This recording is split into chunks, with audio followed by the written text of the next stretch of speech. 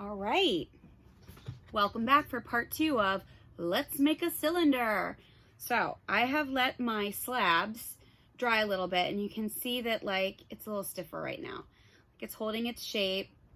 You know, it's a really difficult thing to convey in a video, but you should have some strength here. It should feel pretty firm. If I bend it, which I don't recommend you do, please don't bend your slab until you're ready to create your cylinder. If you bend it, it's like holding its shape. It's not flopping all over. And then this is about the same. It feels still damp enough that I can slip and score and join these two pieces, but it is also firm enough that it's going to hold its shape. So the first thing I'm going to do is I'm going to work on refining my surfaces. The more I do now, the easier it is later. So I'm going to find, you know, card or something like that. And I'm going to, I know I already did this once, but I'm going to do it again. I'm going to compress by ribbing. This is what this is called, ribbing. Both sides of both of these pieces of clay. I'm going to flip this over. Always clean off your tools while you're working too. You don't want to add any clay boogers like that. You can just take those extra clay boogers and put them into your slip jar.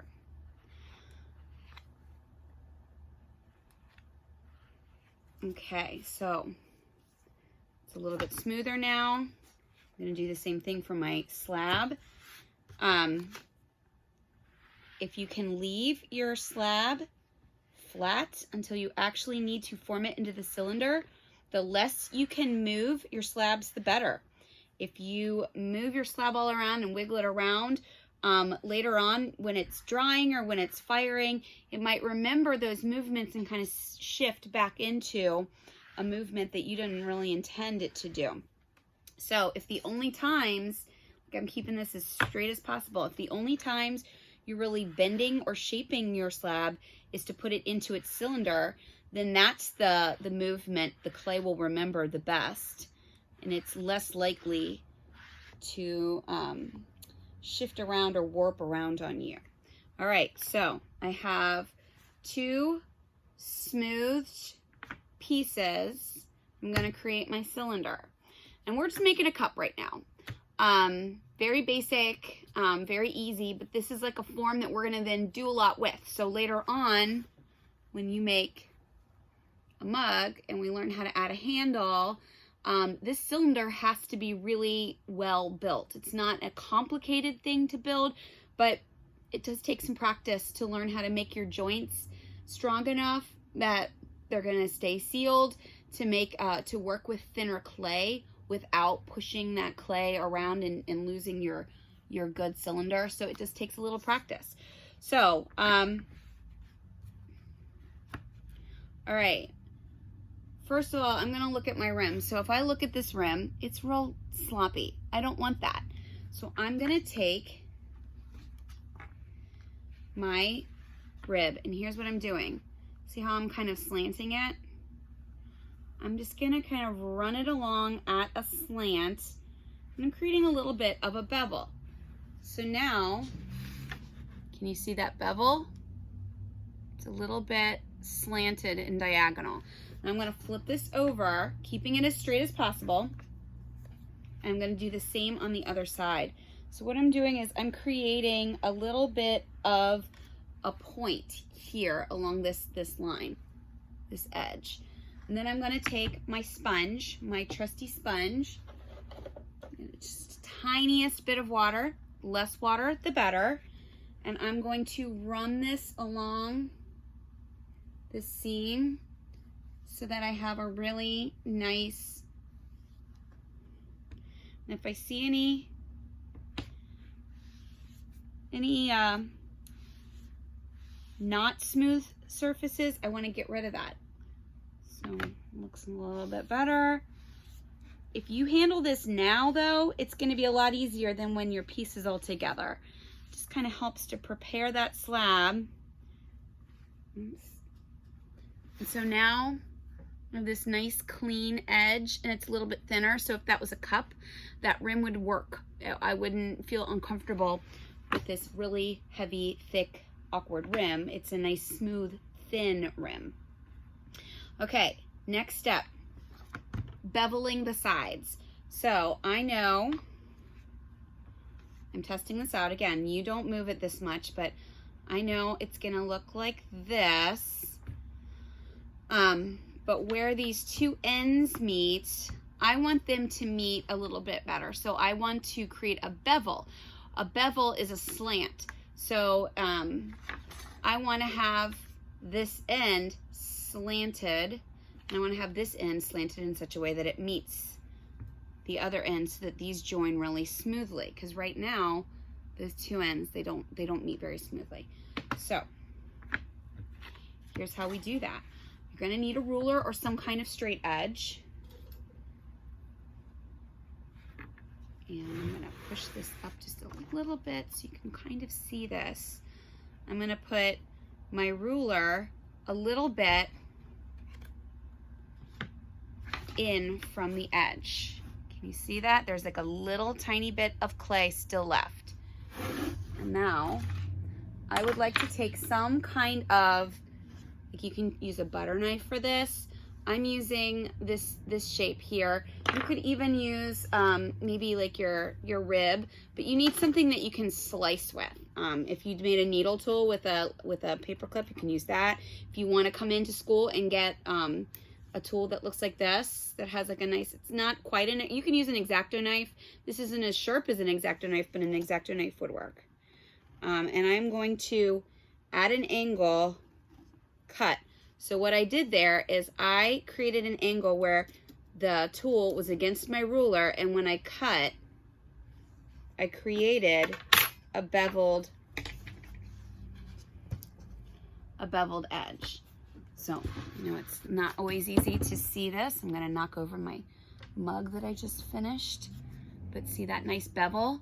Okay, now this bevel is slanted this way. I want this bevel to slant the exact same way. So instead of slanting out from the ruler, we are going to slant under the ruler. So now I'm putting this over here. My ruler is now on the other end. And so I was working at, this was my slant here. So I'm using the exact same slant over here. I'm putting it next to the ruler, but now it's going under the ruler.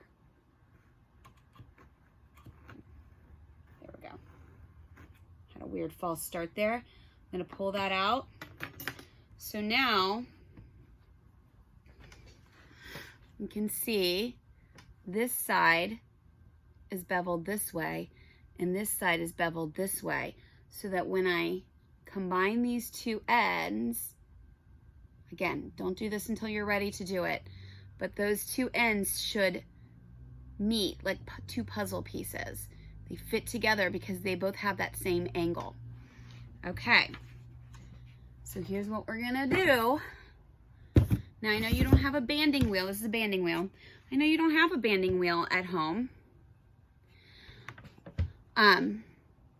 You can use like your piece of foam. It's usually kind of slippery, so like if you wanted to work on a surface that you could kind of spin around, you can do this and kind of spin it around. That'll work usually.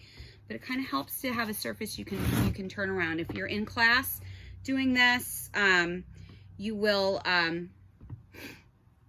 have access to banding wheels. Okay, so what I'm going to do is I'm going to curve this. And if you have something that you can curve around, even better. That one's a little short. I don't really want to do that. Let's see. Do I have something?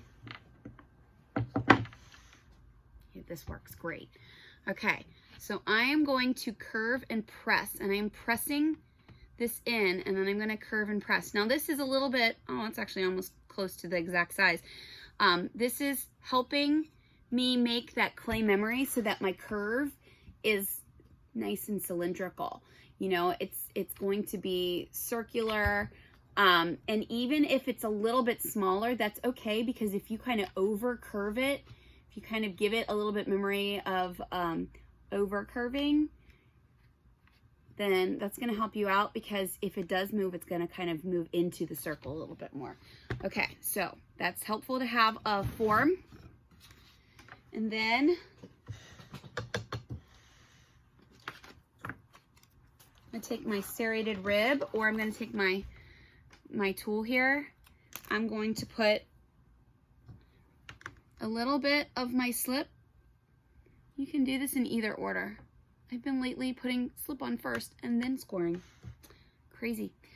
And then I'm going to score. I'm doing this kind of backwards so that you can see it. But I'm going to score. And I'm going to score those beveled surfaces. Okay. And then this spray bottle is actually a really good size. So I am now going to close these, and because I have this spray bottle in here, I have a surface I can push against, which is really helpful. So I want to create a nice even seam by lining those up, kind of lightly pressing them in, and then I'm going to really press in. And I'm just going to do that all the way up and down this cylinder, pressing against that bottle. Now, if you made some good bevels, the thickness should not be significantly more than the rest of the walls. Another thing you can do is just kind of roll against to compress. Just rolling against to compress that seam there. And see how nice and smooth that seam is. Now it's got a little bit of a gap there at the top, so I'm going to spend a little time kind of pushing those pieces together. And then I want to kind of swipe across. You can also use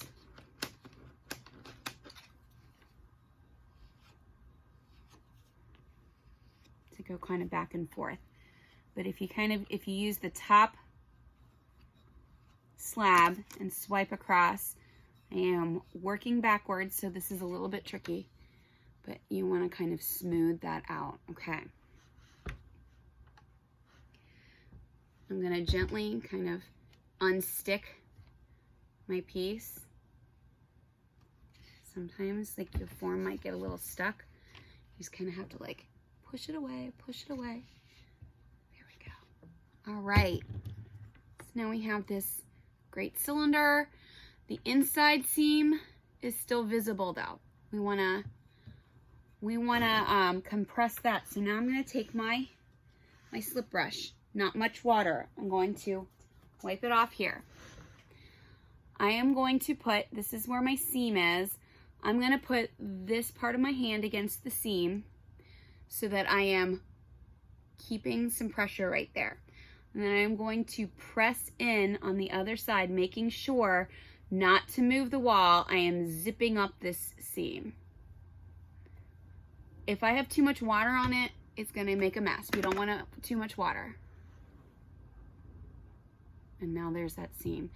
So now I can smooth out.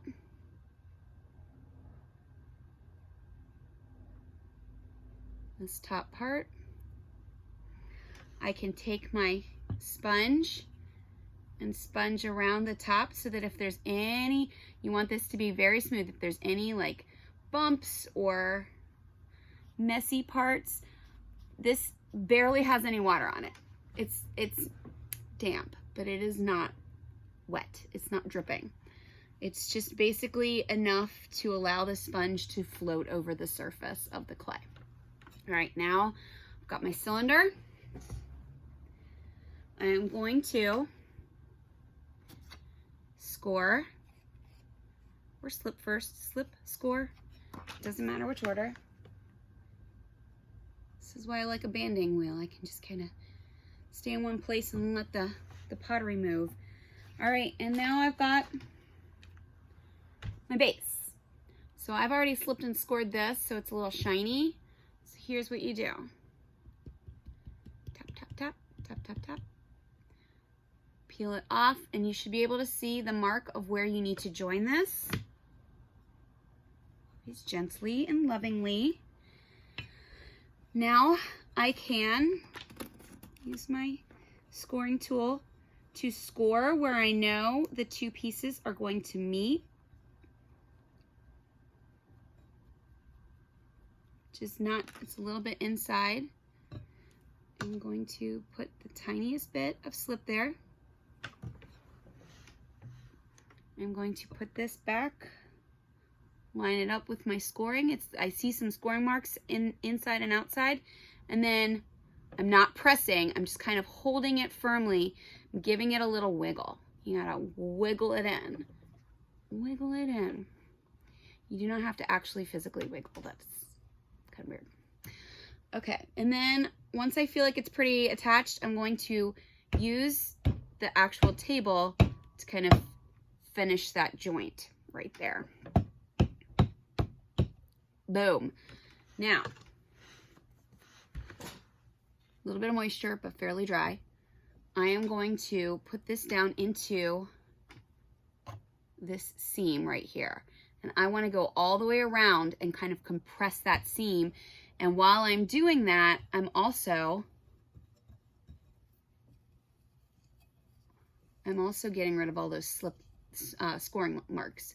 So I am pressing into that seam and making sure it looks like one fluid piece of clay. If I see any like gaps or holes or cracks, just press that brush right in there. I'm pressing it right into the bottom edge here.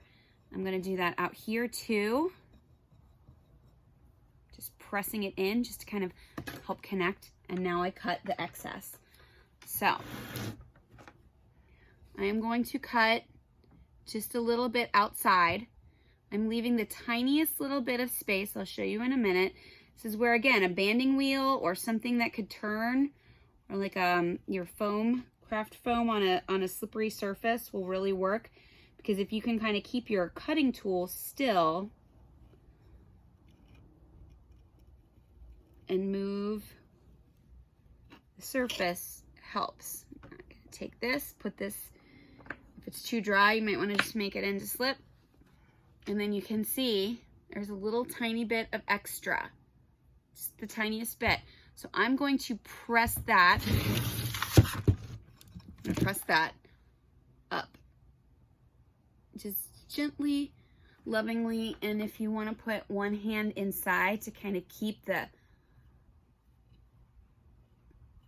interior from caving in, you don't want to press so much. I'm going to go around once and press, just kind of pressing up so that any extra clay is kind of folded up. And then I'm going to run my finger along it. And then I can do a few different things to smooth this out. I can gently, so I don't lose my cylinder shape. I can roll it like this. It kind of starts to flatten out. Make it a little more cylindrical. I can take my card and turn and just kind of use my rib to create a nice even side. I can take a sponge that doesn't have much water on it and smooth out. I can wait for it to dry and be a little bit stronger, and I can just use my finger.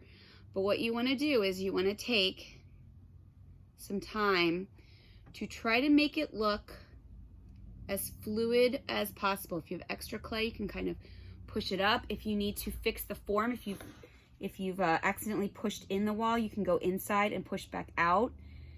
But gently and lovingly, you will create your form. So this is day 2. It doesn't take a long time to do. And then when you're all done, you should have a really nice cylinder. This would be the type of cylinder I could turn into a mug.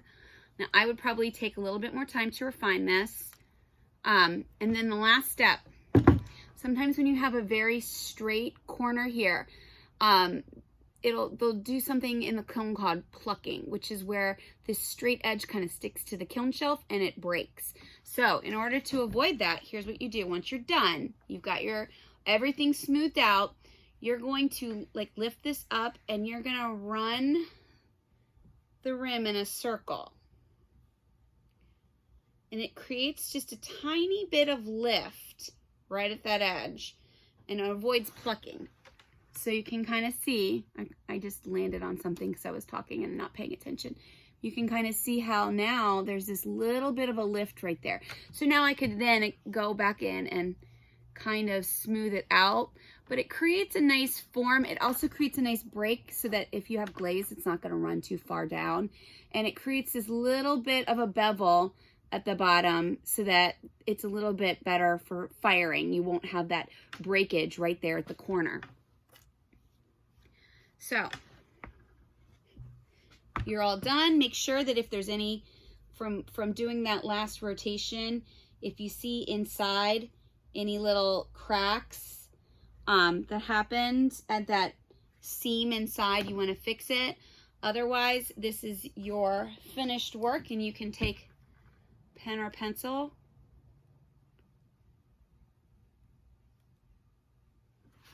Make sure to sign it. And if you want to let this dry a little bit until these sides are super firm, you could go in and add some designs. You could decorate this. If you want to leave it a very clean, neat form and do something fun with glaze with it, you can do that later.